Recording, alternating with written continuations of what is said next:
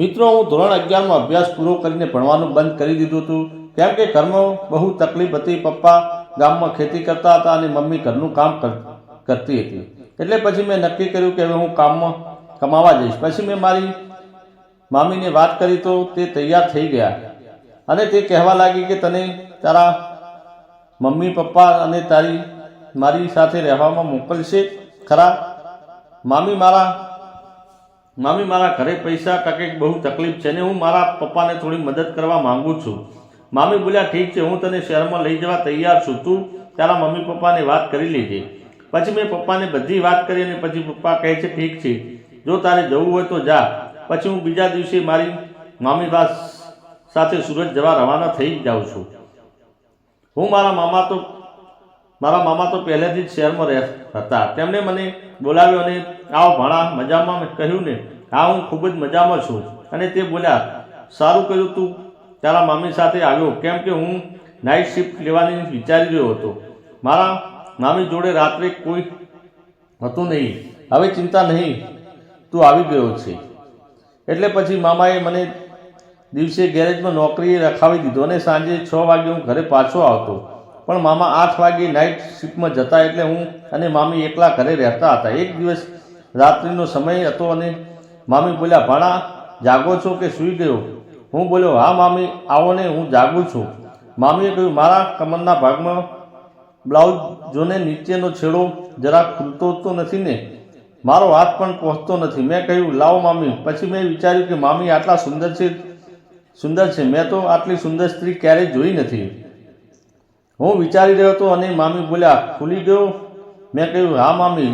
લોક પછી મામી સીધા તેમના રૂમમાં જઈ તેમના શરીર ઉપર મસાજ કરવા લાગ્યા. હું અચાનક ત્યાંથી ચાલ્યો ગયો હતો, પણ તેમણે સાડી ઓઢી લીધી, પણ તેમનું શરીર તો નજરે પડી ગયું હતું. હું બોલ્યો, મામી, પાણી જોઈએ છીએ. બહારનું કાઢી પાછો રૂમમાં આવી ગયો.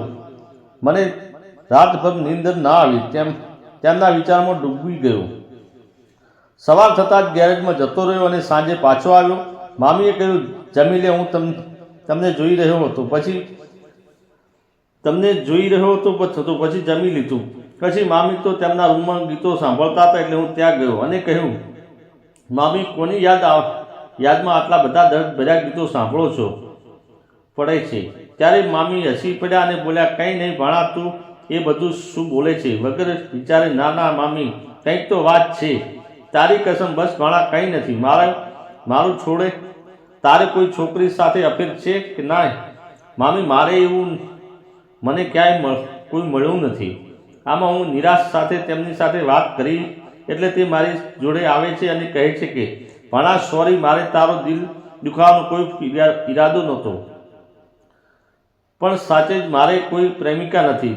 તમે મને પ્રેમ શીખવાડો ને, કેવી રીતે કરાય?